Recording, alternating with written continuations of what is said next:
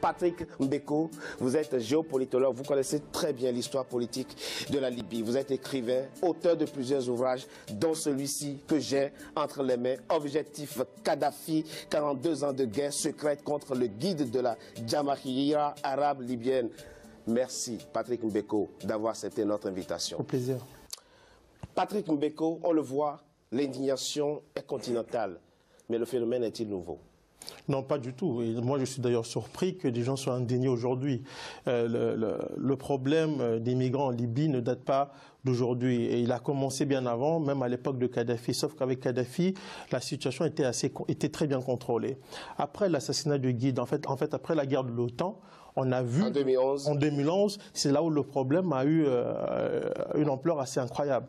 Aujourd'hui, on parle des migrants, mais il faut commencer déjà par parler des Noirs libyens, parce qu'il y a des Noirs, il y a des gens qui vivent en Libye qui sont des Noirs. Mais on va focaliser notre. Ça a commencé à partir de là, et à partir de ce moment-là, on a commencé à attaquer tout ce qui était noir, parce que l'OTAN, pendant la guerre, avait diffusé une information disant que ce sont les Africains qui jouaient le rôle de mercenaires auprès de Kadhafi. Donc, les gens qui sont venus dans les fourgons de l'OTAN, parce que tous ces gens qui vendent les migrants, ce sont des gens qui sont venus dans les fourgons de l'OTAN. Ça veut dire quoi concrètement? Mais quand l'OTAN a décidé de déstabiliser la Libye, d'attaquer Muammar Kadhafi, elle était allée chercher des combattants. Et la plupart de ces combattants étaient liés à Al-Qaïda. Et certains ont été recrutés à Mazar-e-Sharif par la CIA. Je l'explique d'ailleurs dans le livre. Et ce sont ces gens-là qui sont arrivés en Libye, qui ont pris le pouvoir et qui ont déstabilisé tout le pays et qui ont commencé à s'attaquer aux Noirs, les soupçonnant ou les accusant d'être des pro-Kadhafi. C'était ça le début de l'histoire. Et aujourd'hui, le phénomène a pris une ampleur assez incroyable. Pourquoi? Parce que la Libye n'existe plus comme État. Alors, il y a des gens qui vendent des Noirs parce qu'ils sont racistes et négrophobes. Et il y a d'autres qui le font pour se retrouver. Et ça, on ne le dit pas aussi. Il y a des gens qui le font simplement par souci de se remplir les poches. C'est ce que l'on observe. Mais c'est la médiatisation actuelle qui fait qu'on voit que l'indignation prend de l'ampleur. Je suis un peu gêné. Parce que je me dis aujourd'hui, est-ce qu'il faut qu'à chaque fois qu'une chaîne occidentale nous dise ce qui se passe chez nous, alors que tout le monde le sait? À un moment donné, il faut que les Africains aient honte. Aujourd'hui, on s'agite parce que... Mais tout le monde n'avait peut-être pas forcément assez à l'information, cette information-là. Attention, on en parle depuis très longtemps. Depuis 2011, on en parle. Il y a eu beaucoup de rapports. Amnesty International, Human Rights. Il y a même eu cette agence qui s'occupe de la migration internationale qui avait fait un rapport l'année passée sur la vente des migrants africains. Mais personne n'en parlait. Il a fallu qu'il y ait des images de CNN pour qu'on réagisse. Et moi, je me dis à un moment donné, est-ce qu'on va, après ces réactions, rentrer chez nous et dormir et attendre un autre reportage d'une chaîne occidentale pour réagir? C'est aussi ça, la question qu'il faut se poser, parce que ce n'est pas un phénomène qui est nouveau. Monsieur Koné, vous êtes entrepreneur africain, votre centre d'intérêt, c'est en Afrique. Comment comprendre qu'un jeune Africain investisse parfois 4 000 $, 5 000 $, paie 5 000 $ à un trafiquant pour se retrouver esclave en Libye? Ben, tout d'abord, avant de répondre à votre question, vraiment, c'est une pensée pour tous ces Africains aujourd'hui qui sont bafouillés dans leur dignité, toutes ces familles qui sont déchirées aujourd'hui sur le continent au vu de ces images atroces qui sont passées. Donc, pour répondre à votre question, je dirais que on a du mal à comprendre que des Africains aujourd'hui qui, soi-disant, qui sont dans des conditions difficiles sur le continent, arrivent à avoir une certaine somme assez conséquente pour pouvoir arriver jusqu'en Libye, traverser et espérer, entre guillemets, avoir une vie meilleure sur ce continent-là, qui est pratiquement un nouveau départ. Et en probabilité, je pense que tous ceux qui ont fait ce parcours dans ce sens du nord au sud ou du sud vers le nord n'ont pas forcément réussi ici. Donc l'image qu'on donne de l'Eldorado n'est pas forcément la bonne.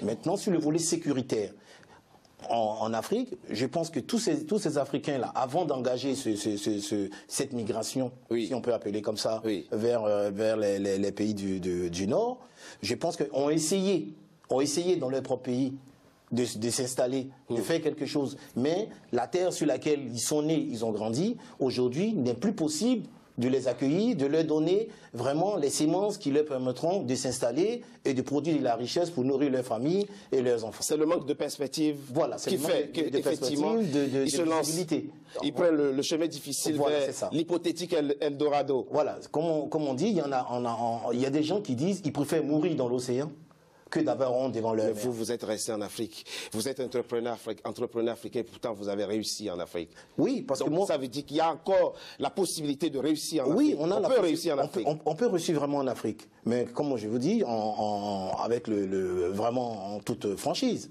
il faut vraiment avoir relevé les manches et parce qu'on a un problème de personnes déjà en tant que non-africains, de formation.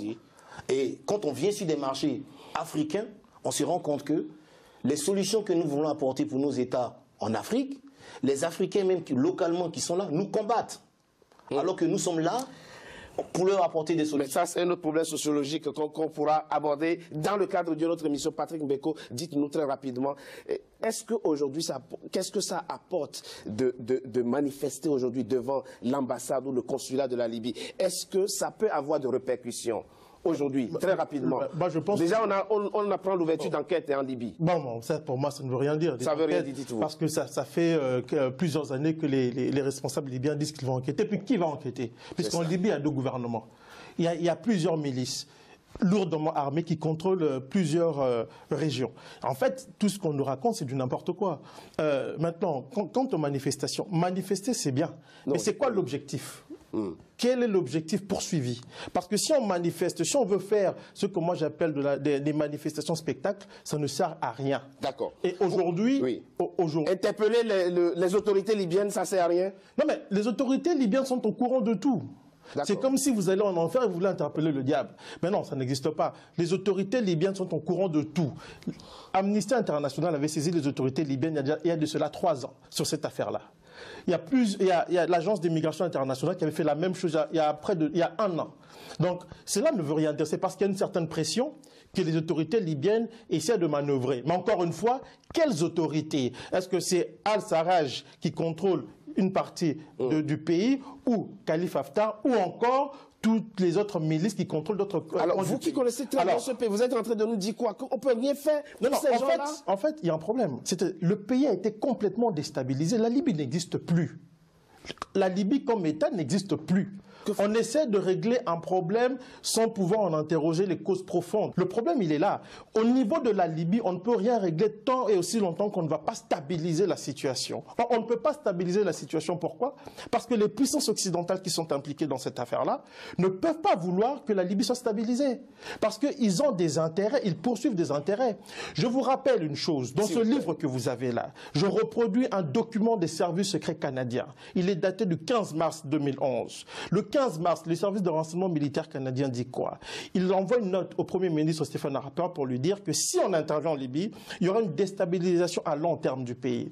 Et j'ai des discussions avec des gens au cœur de la défense canadienne où on explique que pour le gouvernement, il fallait déstabiliser. Qui dit service secret canadien, dit la CIA, dit le MI6, dit la DGSE. Donc tous ces gens étaient au courant de ce qui allait advenir une fois la Libye déstabilisée. Et je tiens à vous dire aujourd'hui que tout ce qu'on raconte sur les migrants, tous les services de renseignement occidentaux sont au courant, parfaitement au courant. Et je tiens à dire aussi qu'en 2011, une embarcation avec des Africains, il y a eu une embarcation, il y a eu près de 80 personnes sont mortes dans une embarcation près des navires de l'OTAN en 2011. L'OTAN est responsable du chaos actuel et de la situation que nous voyons en grande partie. Est responsable du chaos actuel. Si on manifeste, parce que vous avez parlé de manifestation, on va aller manifester devant l'ambassade libyenne qui ne veut rien dire. Mais vous avez le Quai d'Orsay ici, vous avez l'Élysée. Pourquoi vous n'allez pas manifester là-bas? Pourquoi vous ne pointez pas du doigt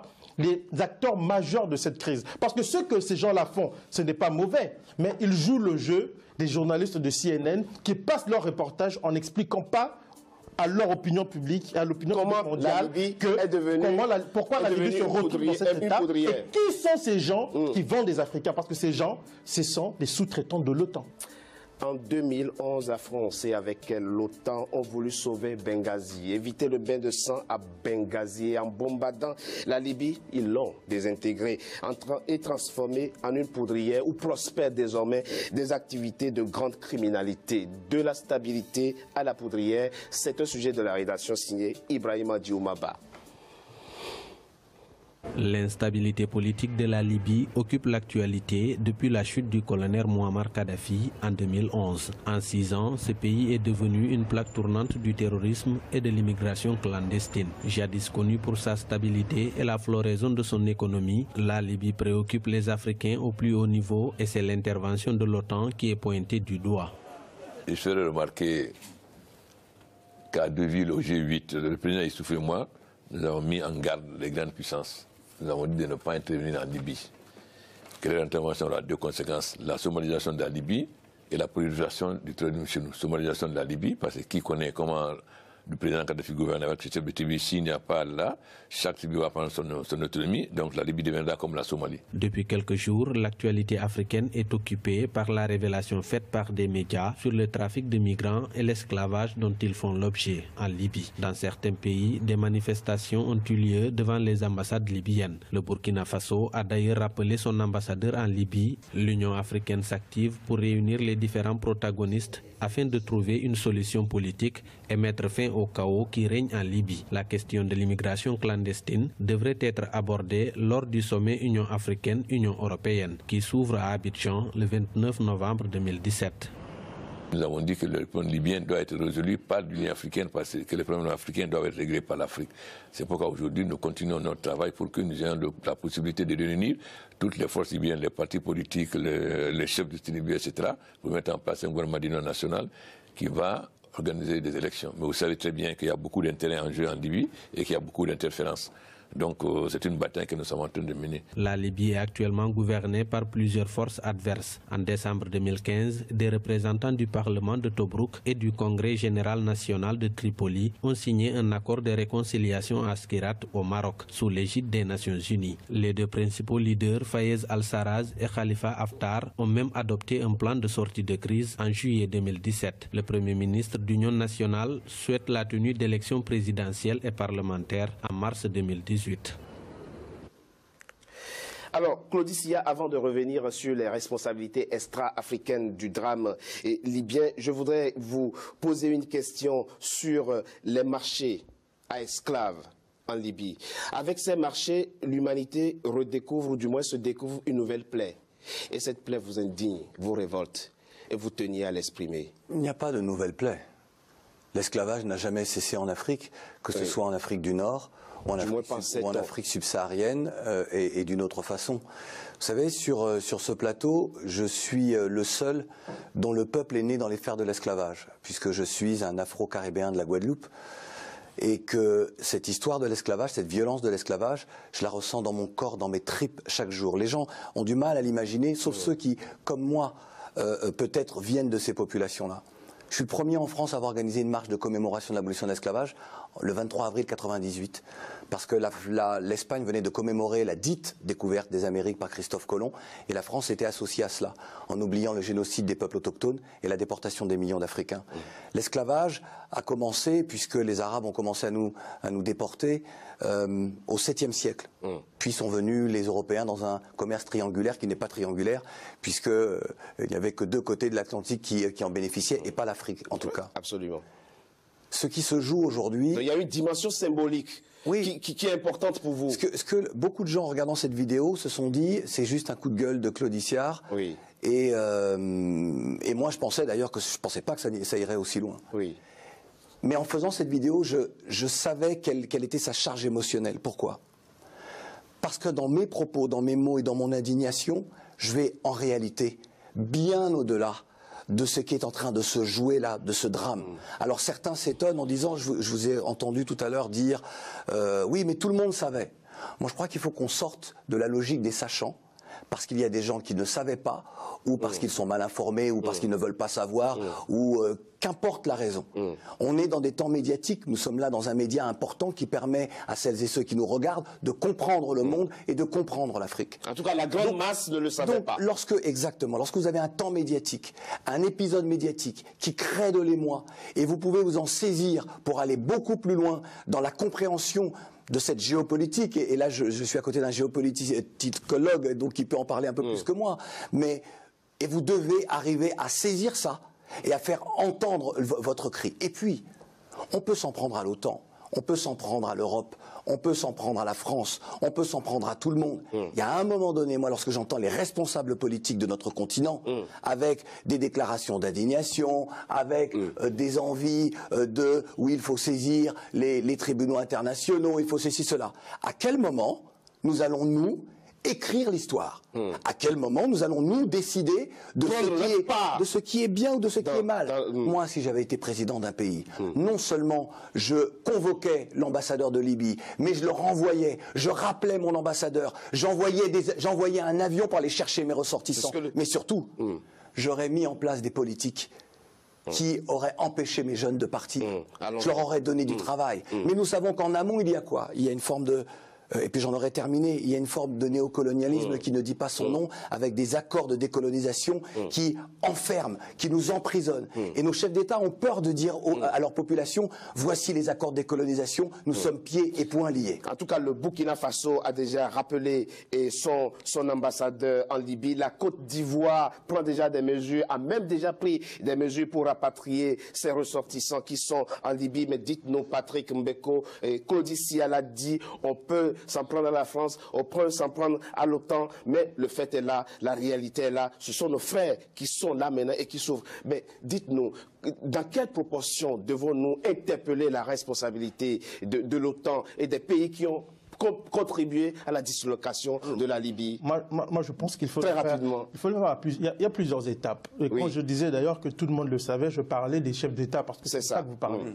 Les populations, je peux comprendre que les gens ne savaient pas. Et puis souvent, on l'a remarqué avec les réseaux sociaux, il y a aussi cette tendance à faire. Il y a beaucoup de spectacles avec les réseaux sociaux. Ça, c'est une réalité aussi. Parce qu'on a. Mais c'est l'époque, vous voyez. Exactement. On a beaucoup parlé quand même de cette affaire des Noirs qui étaient martyrisés en Libye et les gens n'ont pas beaucoup bougé. Et il n'y a pas que la Libye. Il y a beaucoup de pays africains, il y a des problèmes et les gens ne bougent pas. Absolument. On attend, les gens ne bougent pas. C'est-à-dire que quand il y aura un reportage, les gens vont bouger. C'est une réalité que l'on observe. Donc, je suis d'accord avec Claudie quand il dit qu'il y a une responsabilité à prendre. Et cette responsabilité, écrire l'histoire, c'est aussi faire comme Cheikh Anta Diop l'avait dit, ne pas chercher à ce que la vérité ait une couleur. Vous avez une vérité, vous vous saisissez de cette vérité-là et vous avancez. C'est ça aussi. Alors aujourd'hui, l'un des problèmes qui se pose en ce qui concerne la Libye, c'est vrai, on peut parler contre les chefs d'État africains, mais nous savons aujourd'hui aussi que la plupart de ces chefs d'État africains ne nous représentent pas. Ils représentent les gens qui les ont placés là. Est-ce que vous avez vu les Angolais là-bas? Avez-vous vu les Sud-Africains là-bas? En Libye? Bon, c'est vrai que de l'Afrique du Sud à Tripoli, attention, le chemin est long quand même. C'est possible. C'est possible. C'est possible parce que les gens, quand ils sont déterminés, ils vont très loin. Bien sûr. Absolument, on est d'accord. Alors, il y a un problème de gestion au niveau des États africains, de gouvernance. Mais on ne peut pas escamoter les causes profondes de cette réalité-là. Parce qu'on a quand même vu, il y a des États, moi je viens du Congo là, un pays où il y a eu combien 6 millions de vies fauchées. 6 millions. Je dis bien 6 millions. Essayez de vous dire que le Congo-Brazza, le Gabon et la Guinée ont disparu comme ça. Ça, c'est au Congo-Brazza. Et ça continue. On n'en parle pas. Il y a une responsabilité tant au niveau africain mais aussi à l'extérieur. Et la responsabilité extérieure est beaucoup plus importante. Parce que si on n'avait pas déstabilisé la Libye, nous n'aurons pas eu ça. Nous n'aurons pas eu la déstabilisation du Mali, qu'on semble oublier. Nous n'aurons pas eu la déstabilisation du Sahel, puisque cette région-là est polluée par des groupes armés de toutes sortes aujourd'hui. Mais on l'a vu. Vous êtes géopolitologue, vous avez entendu le président Alpha Condé dans l'élément qui est passé, il a dit nous étions contre les bombardements. Exactement. Nous étions farouchement contre cela. Il y a une chose qu'il faut dire. Il y a une chose qu'il faut dire. Les chefs d'État africains étaient contre le bombardement de la Libye. Et si moi j'étais chef d'État africain, j'allais aussi prendre mon courage et agir contre les puissances occidentales. Parce qu'on ne peut pas... Ça nous fait deux candidats sérieux et crédibles au poste de président. Mais ça veut dire quoi concrètement? Ça veut dire que nous devons être prêts aussi à dire nous allons rompre nos relations diplomatiques avec vous. Puisque de toute façon, est-ce que nous gagnons quoi? Que gagnons-nous dans nos rapports avec l'Occident? Rien. C'est ça la vérité aussi. Nous ne gagnons pas grand-chose, à part ce qu'on appelle aide qu'on nous jette un peu comme des chiens. C'est ça la vérité aussi. Alors l'Afrique aussi doit devenir responsable au niveau interne. Parce que parfois, il y a des déstabilisations qui se font dans nos États à l'interne, où des chefs d'État jouent le rôle de sous-traitants des intérêts étrangers pour déstabiliser leurs voisins. Vous voyez, le problème est beaucoup plus complexe. Parce que quand vous rentrez dans l'arène géopolitique, ça devient très complexe. Absolument. Alors vous avez des responsabilités tant sur le plan interne qu'externe. Et parfois pour... essayer de juguler tout ça, c'est assez complexe. Mais la chose la plus importante, s'il vous plaît, très c'est rapidement, au niveau des populations africaines. Cette conscience historique qui s'est installée, qui va permettre aux populations africaines et c'est de se justement prendre en grâce à charge. des grands mobilisateurs Parce qu'aujourd'hui, ce que l'on constate, c'est qu'il y a un réveil. Et il faut travailler dans ce sens-là, pousser pour qu'il y ait des changements profondeurs. Il faut que les chefs d'État, et il a dit une chose qui est très importante, c'est que les chefs d'État africains ne s'en remettent pas à leur peuple.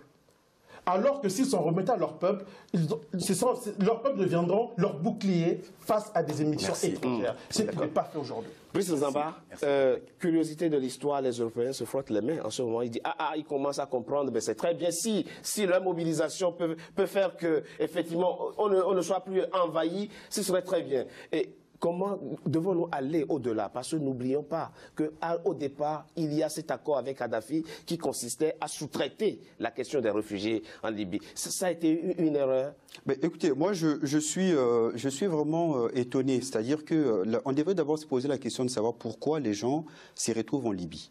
Bon, la circonstance de savoir que la Libye est déstabilisée, etc., c'est très intéressant. Que la Libye soit déstabilisée et que les miliciens libyens se disputent pour le pouvoir en Libye, ça peut arriver, comme ça arrive sous d'autres cieux. Mais la question, c'est comment des jeunes Africains partent de chez eux. Pourquoi ils partent de chez eux, marchandent et prennent des... Alors, on l'a dit, manque de perspective, voilà, tout ça, c'est vrai que... Mais non, mais il faut approfondir, parce que ça, ce sont des expressions générales, manque de perspective. Il faut indexer les problèmes et mettre les mots aux situations. Parce qu'aujourd'hui, le frère Mbeko a souligné un point important qui est la conscience historique. Il manque criardement en Afrique, au niveau de l'élite. Moi, je ne parle même pas de la population, parce que la population n'est que le reflet de l'élite. Hein. C'est l'élite qui fait la population. Au niveau de l'élite africaine, il y a un problème de conscience historique. Les gens ne réalisent pas 400 ans d'esclavage que les nôtres ont vécu. Les gens n'ont pas conscience des causes qui ont généré ça. Et parce qu'un peuple qui n'a pas conscience de son histoire est condamné à revivre cette histoire. Et ce n'est pas que des mots. Hein. On est en train de vivre ça au quotidien. Voilà. Ça, c'est le premier point. Le deuxième point, il y a des prospections qui sont faites dans des cercles de réflexion occidentaux sérieux qui disent que en 2040-2050, la population africaine va constituer 50% de la population mondiale. Oui, soit 2,4 milliards. Voilà, ça c'est 2050. En 2300, hein, ça c'est des projections encore plus loin, parce que ces gens-là, ils voient... Oui, c'est des gens qui voient loin. Que nous, on parle que d'aujourd'hui, demain, on ne sait pas ce qui va se passer. Ils disent que 85% de la population africaine, si on ne fait rien, 85% de la population mondiale risque d'être africaine. Si on ne fait rien. Pourquoi donc, c'est-à-dire que les conditions telles que le planning familial est fait en Afrique, etc., s'il n'y a rien n'y est fait pour s'opposer à cet élan-là, la population africaine ne fera que se multiplier. Alors, quand on a des hommes politiques, une élite qui est visionnaire, elle fait quoi? Elle prévoit des cadres structurels, d'abord, l'existence d'un vrai État, parce qu'un État, déjà, il contrôle son territoire. Un État s'adosse derrière une nation qui a une vraie conscience des intérêts communs. Et ensuite, il y a une vision de puissance pour se protéger, non pas seulement à l'échelle de l'État, à l'échelle de la sous-région et à l'échelle du continent. Il faut une vision. Et quand on n'a pas cette vision-là, eh ben, la nature ayant horreur du vide, on subit la vision des autres. C'est que justice. Donc, on est dans un processus où, aujourd'hui, on s'indigne, ce qui est très bien, mais s'il n'y a pas une élite qui a une vision et qui a la volonté de créer les conditions, de se donner les moyens d'assurer sa propre survie, hein, comme disait Frantz Fanon, un peuple ne développe pas un autre peuple, il se développe lui-même. Il faut d'abord partir de son propre intérêt. Ça, c'est ce qui nous manque. Nous avons aujourd'hui des chefs d'État qui ne représentent que leur clan et leurs propres intérêts. Ils n'ont aucune perspective, aucune vision pour leur jeunesse. Alors moi, je suis étonné que des jeunes qui vont se noyer dans l'océan, en Méditerranée, ou qui sont même maltraités dans des pays du Maghreb, aucun chef d'État africain ne monte au créneau. Mais c'est quand même extraordinaire.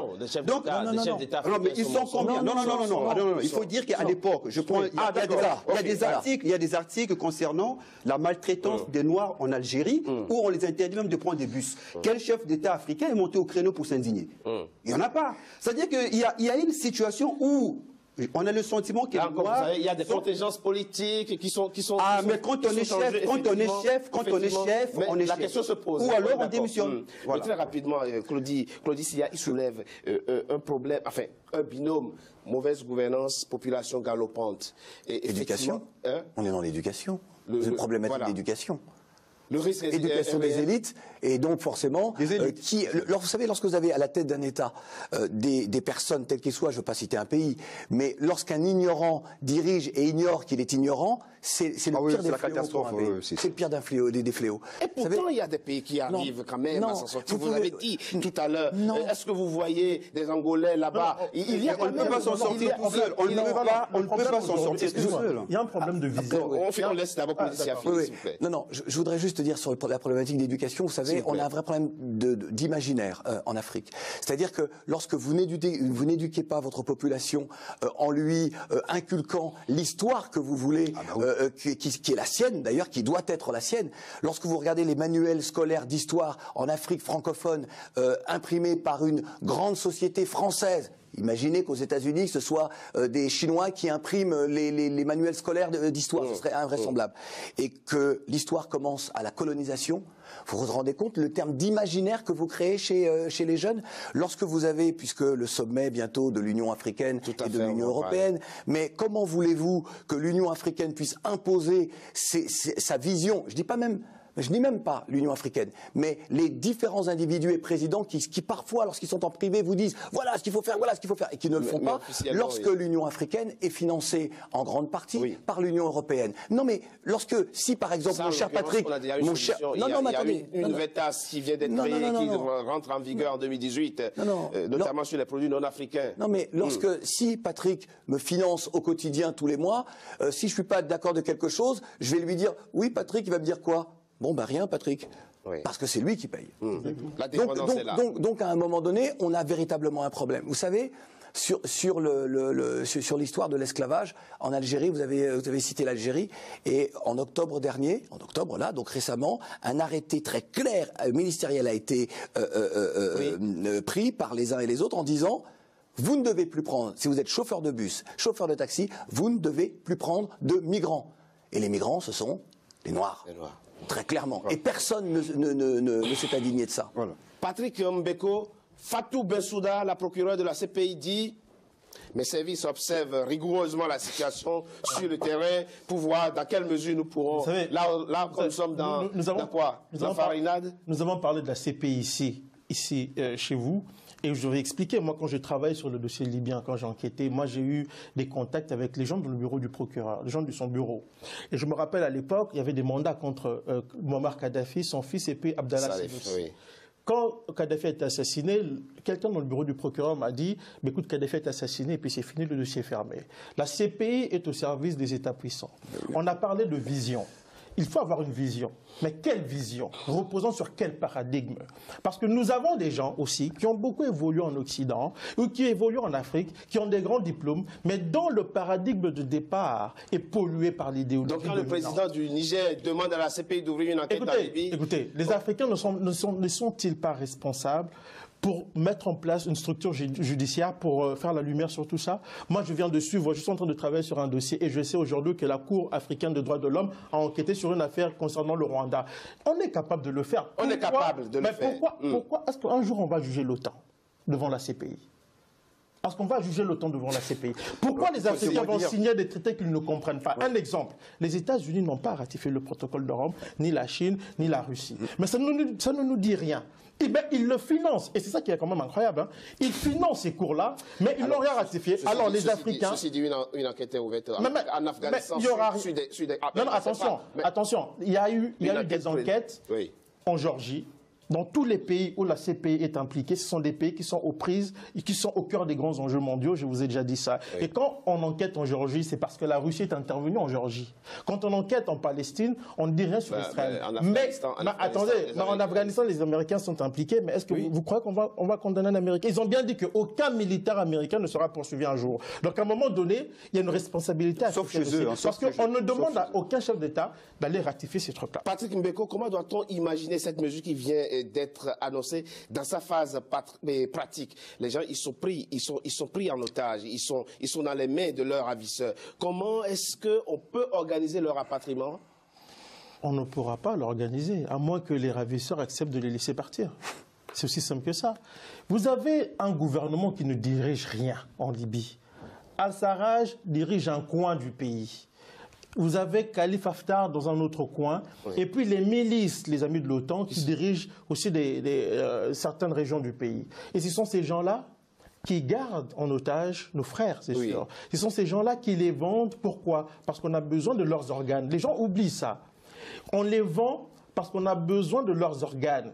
Ou alors pour de la prostitution, autre chose. Et ces gens-là, vous allez demander à ces gens-là, mais écoutez, rendez-nous nos populations, ils vont rentrer chez eux. Non, mais vous avez suivi quand même les témoignages de certains oui, tout à fait, tout à fait. Ils disent clairement qu'on leur demande d'appeler leur famille en Occident pour qu'ils envoient l'argent. Et même en Afrique. Exactement. Même en Afrique. Et même quand ils le font, après ils changent d'avis. Alors en fait, ce que le monsieur de l'Union africaine dit, c'est du n'importe quoi. C'est de la com, en fait, parce qu'il y a eu quand même cette vague. C'est de la com. Mais que faut-il faire? Que faut-il faire là maintenant? Le problème, c'est ça. Le problème, c'est qu'il y a un pays qui est déstabilisé là. C'est comme si... Mais ça, on l'a constaté. Ben oui, mais après le constat, qu'est-ce qu'on fait? On ne peut pas régler la question libyenne, la question des migrants, si on ne règle pas la question libyenne. On ne peut pas régler la question du Sahel si on ne règle pas la question libyenne. Tout ça est lié, qu'on le veuille ou pas. Et il y a un travail à faire au niveau des pays d'où les migrants partent. Ça, c'est un fait, on l'a dit. Mais au niveau de la Libye, regardez, ça fait 5 ans que les mecs négocient. Ça fait 5 ans. Oui. Ils viennent là, le président ils vont aux États-Unis. Rien ne change. Vous savez pourquoi rien ne change? Parce que les puissances occidentales qui sont en arrière-scène, chacune joue sa partition. Vous avez Al-Sarraj qui est soutenu par des gens qui vendent des Africains. Vous avez Khalifa Haftar qui est soutenu par les mêmes gens qui vendent les Africains. Les deux sont soutenus par les puissances régionales. Vous avez l'Arabie Saoudite, le Qatar, vous avez aussi l'Égypte, vous avez la Turquie. Et tous ces pays sont chapeautés par qui? Par les puissances occidentales. Voilà la réalité. Richard, alors, c'est un piège sans fin. Attendez, je suis désolé, juste 30 secondes.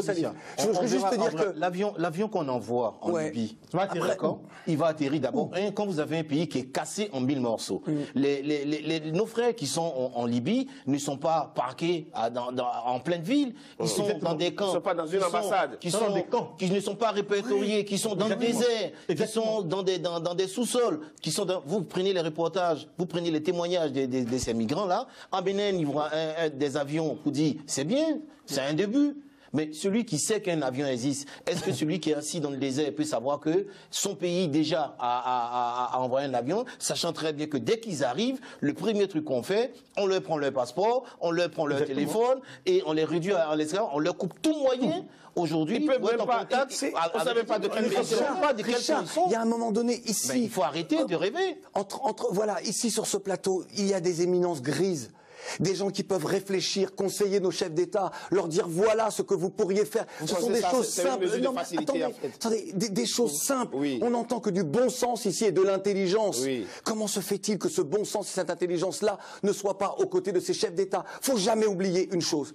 Ce qui se joue là, ce qui est perpétré là, ce sont des crimes contre l'humanité. Vous avez l'Union européenne qui a financé des tueurs, qui a financé des gens pour tuer d'autres gens. Et parce que nous ne sommes rien, nous sommes si faibles dans ce monde, parce que ce monde a été construit par les Occidentaux, il répond à des règles initiées, attendez, par des Occidentaux, et nous ne sommes que des figurants. Nous n'avons pas compris. Moi, par exemple, si ça était un billet de banque, par exemple, imaginons que ce soit un billet de banque, il n'a que la valeur que je lui donne. À un moment donné, nous pouvons très bien dire, nous sortons de cette communauté dite internationale, qui n'a d'international que l'occidentalisation. Nous pouvons très bien en sortir et dire, maintenant, même si nous n'avons pas les plus beaux satellites du monde, nous allons vivre entre nous, créer notre monde et sortir de ce monde-là. Je vous assure, c'est quelque chose de simple. Nous ne pouvons plus répondre et accepter des règles qui nous oppressent et qui font de nous même pas des vassaux, des esclaves. Parce qu'en réalité, l'Afrique est un continent d'esclaves. À différents niveaux, nous sommes donc un continent d'esclaves. Vous savez, excuse-moi Claudie, l'une des personnes là, il y a un gars parmi les esclavagistes là-bas, Abdelhakim Belhaj. Il a été accueilli ici à Paris. À Paris. Par les autorités françaises. Mais ce monsieur, à l'époque, on ne savait pas qu'il était... Attention. Ce monsieur a été arrêté en 2004 en Malaisie par la CIA parce qu'il n'était pas soupçonné. On savait qu'il était proche d'Oussama Ben Laden, impliqué dans les attentats contre les intérêts américains. Il a été arrêté, envoyé en Libye. Kadhafi l'a gracié, il l'a laissé partir. En 2011, il a été récupéré par l'OTAN pour combattre contre Kadhafi. Ce monsieur, après la chute de Tripoli, c'est lui qui a pris Tripoli avec l'aide de l'OTAN et des forces spéciales françaises. Après, il est venu ici en France, accueilli en grande pompe. Les journalistes étaient là en train de cirer ses pompes. Ce monsieur est devenu milliardaire. Il est au cœur d'un vaste réseau de trafic d'êtres humains. Allons-nous partir de cette émission avec l'idée qu'on ne peut rien pour nos frères? On peut faire quelque chose, mais il faut dire quelque chose de très important ici. À un moment donné, il faut avoir le courage de dire acceptons de vivre dans notre coin, dans notre pauvreté, mais dans la dignité. Voilà. Parce qu'il ne sert à rien d'aller vous asseoir autour d'une table avec des gens qui ne jouent pas franc jeu. Parce que nous sommes là aujourd'hui, il y aura cette réunion-là en Côte d'Ivoire. Pendant ce temps, Afrique-Union européenne, 29-30 novembre 2017, qu'est-ce qu'on doit dire à ce sommet? Pendant ce temps, très rapidement, on fait il y a les Occidentaux veulent revenir en Libye officiellement. Là, je voulais parler de l'importance du reportage. Le reportage a permis à un certain de nos compatriotes africains de comprendre ce qui se passe. Mais derrière ce reportage, il y a aussi une stratégie. Parce que là, l'Occident va... Qu'est-ce que les Américains vont dire? On vend des Noirs, on va l'intervenir, non pas pour les aider, pour des raisons purement stratégiques. Et il faut que l'on le comprenne. Alors, il y aura un sommet de chefs d'État avec l'Union européenne en Côte d'Ivoire. Le président Alpha Condé, a dit « Je mettrai le problème sur la table ». Non, pas mettre le problème. Il faut dire la vérité aux gens qui sont en face. C'est tout. Leur dire, nous savons comment vous fonctionnez, là, enough is enough. Si on n'est pas capable de dire ça, on veut faire de la diplomatie. Vous savez, quand je travaillais sur ce bouquin, j'étais choqué par une chose. Les diplomates que je rencontrais, en privé, ça vocifère comme pas possible. En public, c'est étonnant. Vous les voyez là, comme des bambins, ils vont courber les chines. C'est choquant. Il y a un diplomate, un conseiller d'un chef d'État qui m'a dit, qui était dans tous ces États qu'on parlait de la Libye, mais quand je l'ai vu une fois à la télé, j'étais choqué. J'ai entendu parler, j'étais choqué. Il faut avoir le courage de le faire parce que ce sont nos enfants. Vous êtes en train de nous expliquer que les dirigeants africains doivent tenir le langage de vérité au sommet Afrique-Union. Est-ce que vous pensez que la Chine se soucie de ce que pensent les Occidentaux des Chinois? Vous pensez que les pays d'Amérique latine se soucient de ce que pensent les Occidentaux d'eux? Ils ont souffert, ils ont été sous la bord des États-Unis. L'Amérique latine était l'arrière-cour des États-Unis. Aujourd'hui, ces gens ont décidé de dire enough is enough. Ils ont décidé de prendre leur destin en main. On peut le faire. Moi, je pense que ce n'est pas impossible. Salif Koné. Oui, moi, je pense au-delà de mettre le problème sur la table, tenir le langage de vérité, concrètement, qu'est-ce que l'Union africaine doit exiger dans quelques jours de l'Union européenne? Aujourd'hui, nous avons sur le continent un service de renseignement qui permet de maintenir certaines personnes au pouvoir. Quand il y a des manifestations sur le continent, ils sont bien avancés, bien au courant des trucs. On a un parcours des migrants sur le continent. On sait où ils passent, on sait où ils vont, la stratégie pour arriver à Tripoli, on le sait.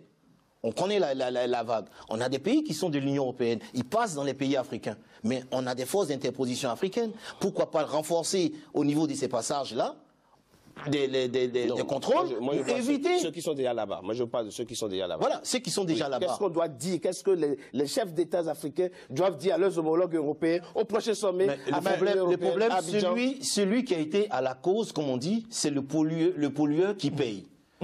C'est le pollueur qui paye. Je ne vois pas un pays africain aujourd'hui qui a la capacité, ne serait-ce que financière ou militaire, d'aller dans le désert, aller chercher ces immigrants, les localiser. Aujourd'hui, c'est l'Union européenne. Aujourd'hui, c'est l'OTAN. Ils ont assez de moyens, des drones à leur disposition pour identifier, ne serait-ce que identifier sur une cartographie, aujourd'hui, où se trouvent nos frères sur le continent et envoyer maintenant leurs équipes à disposition pour aller récupérer ces gens et revenir là. Nous sommes à une génération aujourd'hui, nous, Africains, une nouvelle génération, une nouvelle ère. Ce que nos parents ont fait, nous ne sommes plus prêts à les accepter aujourd'hui. Aujourd'hui, nous allons les affronter de face, les yeux dans les yeux, et le partage du gâteau aujourd'hui se fera avec nous. Ils n'ont pas le choix, et ça sera comme ça.